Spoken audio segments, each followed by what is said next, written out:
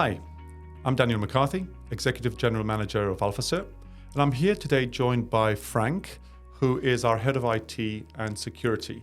I asked Frank along today because I really want to talk about ISO 27001 and the journey we've been on and how that is really all about protecting our customers' data, really, and our general cybersecurity posture. Hi, Frank.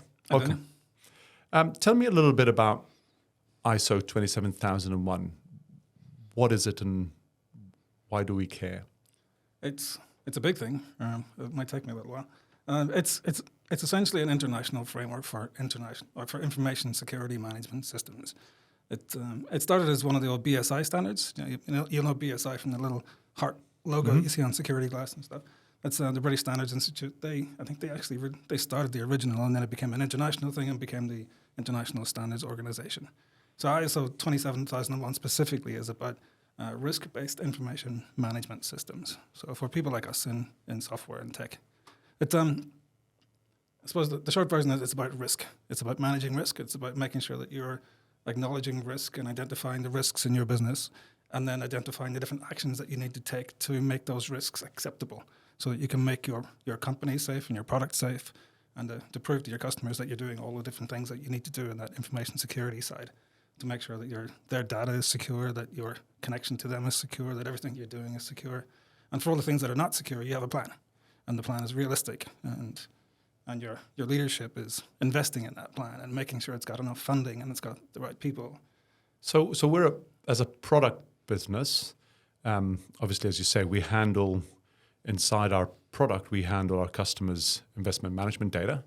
Obviously, our customers have a requirement to have 27001 themselves, but we have 27001 built into how we are, how we behave, how we build our product. Yep. I guess that's to give the certainty to our customers that the product that they're buying and the data that they're using inside a product is secure.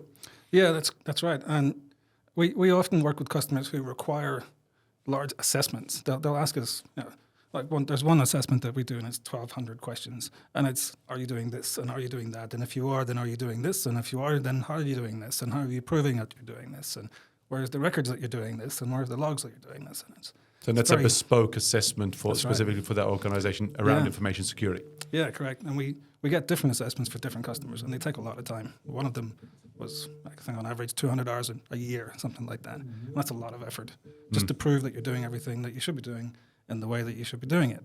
So instead of doing all of these different bespoke assessments for all these different customers every time you bring someone on, you have something like ISO 27001, which covers everything in those assessments in an internationally recognized way. So it gives you an internationally recognized standard for all of these questions and all of these answers, so that you can answer them in advance.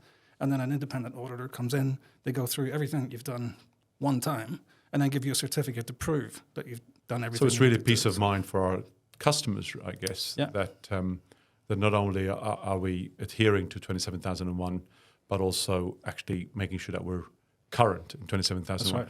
And speaking of currency, there's been some changes in the ISO 27001 standard and frameworks.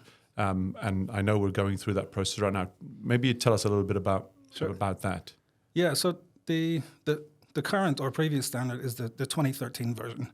So they've obviously set the standard at a specific point in time based on the technology that's in use at the time, the security standards that are in use at the time. And the previous one was in 2013, which is 10 years ago now. So that's not just gone out of date, or is going out of date in the current 2 years. So between 2023 and 2025, that's being phased out. So anyone who's currently going through the process of certification has to go for the new version, which is 2022. And anyone who's certified for the previous version has to renew all of their certifications based on the new standard. So that means going through your entire management system, your entire information security system, and upgrading it to the 2022 version based on the new standard. So the new one includes things like cloud architecture, for example. 10 years ago, most people were on-premise, and the security systems required were on-premise, and they dealt with things like big server rooms in your building. Most people don't really have those anymore. They're going to the cloud. So the security standards that you need now have to include things like cloud security, like Azure and AWS and Google And that's the updates over the last 10 years to that standard. So what we're doing currently is going through our existing ISO 27001 information management system. And I wish there was a shorter version for that whole thing, but there's not. And upgrading it to be compatible with the 2022 version. There's a whole new set of controls. Like whenever you go through your risk assessment, you identify controls that you need to put in place to reduce those risks. And the list of controls has changed. It's actually got a lot shorter than it was previously. They've reduced it by about 20%, 25%. So the amount of things that you have to go through to check if you're doing the right thing has got shorter, which is great. That feels counterintuitive. It These does. things normally get longer, not shorter. Yeah. So Why do you think they've gone into reducing? Because it was so much work previously, it was so difficult to identify the specific controls that you needed to make sure that you were secure and safe.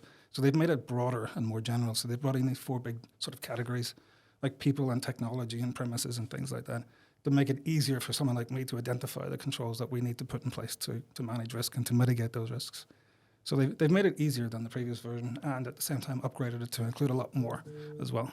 Which is interesting. I guess easier in terms of being able to manage risk makes it for a better way to manage risk. Yeah. Some would say that easier isn't necessarily safer, but in this case, Yeah. I guess from what I've seen, and you know, we talk about this very regularly in our leadership in the organization, but also in our regular ISO discussions, is that the ability to get your arms around all of the controls and all of the risks that you're facing is pretty fundamental, because the landscape keeps changing, right? And as you say, technology nowadays in data, in databases, in cloud, in software development, that technology keeps evolving. That's right. And we've now got things like AI to deal with. Previously you didn't have to worry about artificial intelligence is generating phishing campaigns which were believable. Now you have content being generated by an artificial intelligence that is more literate than we are. So we have content coming through that can fool anybody. And the way that you identify that attack has become a lot trickier. They're more sophisticated, and you have to be trained more to be able to deal with them. And the controls that you have to put in place are just different and more subtle. And that's the new that's a good point. I noticed in our recent training on cybersecurity, they've introduced a new module on AI, and that's right, yeah. Not just about kind of how we deal with AI threats, but also how we use AI and still keep our organizations safe in terms of our data, right? Yeah, there was a big famous example. I won't mention who, but a lot of developers put their source code into ChatGPT, and then suddenly their source code and their internal stuff was starting to show up in ChatGPT results. So yeah, things like that, making your people aware of what they can share and what they should share, and the possibilities of what can happen after that as well. We're kind of in sort of new ground with all this stuff, so you have to err on the side of caution for everything that you're doing. And I guess that's probably one of the things I would say was an insight for me around this whole world of ISO 27001 and cybersecurity, which is it's not just your job, Frank, and it's not just my job. It's actually, every member in our organization is involved and has to be trained and has to be, current with the latest thinking. And that's a lot of the work that we put in around making sure that every member of AlphaCert understands the basics of how to keep our data and our customers' data secure. Right? Yeah, I mean, we have a lot of technical staff, and most of our technical staff are also involved in troubleshooting production environment problems, or testing the production environment after a deployment, or investigating the production environment to try and figure out some specific data scenario that's causing a problem, which means that we have a lot of people who have access to production data and to production environment. So that means we have a lot of people who are gateways to production, or pathways to production, as we call it. And we could think we have someone who's just come in as a tester for a couple of months, and they think, all right, they're not a big player in the organization, so they're not that important. But it's actually the opposite is true. You have someone come in who's not as trained in security as the other people in the team, who hasn't had the same experience as the other people on the team, but is just as much of a pathway to production as everyone else. They're a gateway, and we have to make sure that gateway is secure just as much as anyone else on the team. So one of the things that we do, part of our onboarding for everybody, no matter how short they're staying with us, we make them go through security training before they get access to any sensitive resource, any pathway to production. we have to prove that they've completed their training before they even get those roles and access levels. I have heard you threatening people about revoking their permissions if they don't get their training Absolutely, yeah. certified. So, well done. Is there anything else? So we've talked about people, I guess, and people behavior, and the fight for cybersecurity is always about people and behavior, right? Is there anything else from a technology perspective that we think about, and we have to think about in the light of ISO 27001 around how we build our product and then how we run our product? Yeah, I mean, it's the last few years, like because of accountability, because of things like APRA. You know, we work for a lot of big Australian companies, so we have to be compliant with the different rules and standards underneath APRA, because our customers have to make sure that we're compliant with those, or they're not allowed to do business with us. Like they have to report back to APRA, to Prudential, to say that, we have vetted all of our vendors to make sure that they're safe and secure and that everything that they're doing is best practice and up to standard. So we have to start literally from day one, making sure everything is secure. Like where we store our source code has to be secure. The access to it has to be secure. The people that get access to it have to be trained and vetted. For example, we have to go through security checks for some of our customers to make sure that we're not hiring anyone who's from a hacker organization and trying to get to our customers via us.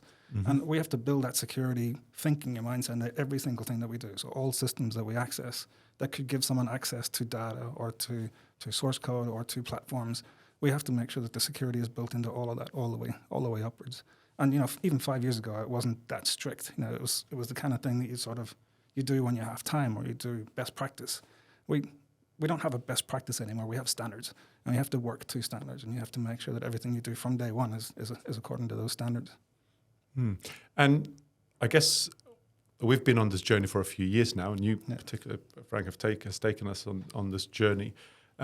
If there were organizations looking to, I guess, start on the journey of ISO 27001, what would you say are the key first steps to take? Increase your budget, which is not what you want to hear as a CEO, but it's traditionally something that we've tacked on to existing jobs, like the head of development, or your head of support, or one of those techie jobs that sort of ends up taking ownership of this whole area. And that's kind of how we came into it as well. That's how I came into it. I used to be the dev manager and then support and platform. But the easiest way to do it is to plan for that spend, to make it part of your product. I mean, you make security part of your product, and that's what we've done essentially. It's not part of our product roadmap. We've got a meeting directly after this to talk about how we're laying out that whole product map and incorporating all these different systems and platforms. But it's essentially basically just make it part of your product. Acknowledge that security is part of your business. It's, as you call it, it's the ticket to the game. And if you don't have that, you don't get in. Simple as that. Yeah.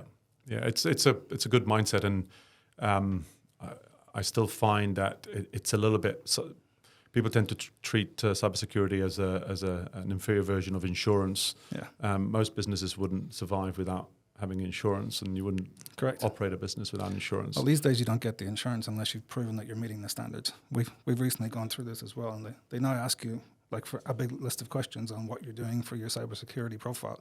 Do you have a standard that you're certified for and compliant with and audited for and maintaining? Do you have a budget applied for cybersecurity? Do you have dedicated staff? We've recently changed my role to include security specifically because to demonstrate that we are serious about security, that we're investing in security as part of our business and core product. Thank you, Frank. It's been very insightful. Thank you for sharing with us your experience. I guess for me, having this conversation is all about giving our customers the comfort that we are on the journey of cybersecurity. I never say we are complete, because it's never a complete thing. ISO 27001 is certainly a very robust framework that gives us the roadmap that we can be on. And really, I guess, thank you for not just giving us the time to talk today, but actually I know it actually takes quite a bit of energy and focus to stay on top of things. And as I say, it's kind of that never-ending journey. So I really appreciate it. And I hope our customers also understand the seriousness that we take their data security to heart, really. I always think of it as like Do you know those guys that used to spin plates on stage? It's like Yes. spinning. It's like constantly spinning plates, and every now and then someone brings you a new plate, and every now and then someone comes in and tries to take away the pole, and or fixing their own plate. It's you just kind of have to stay there spinning, making sure everything stays up. Thank you, Frank. You're welcome. Thank you.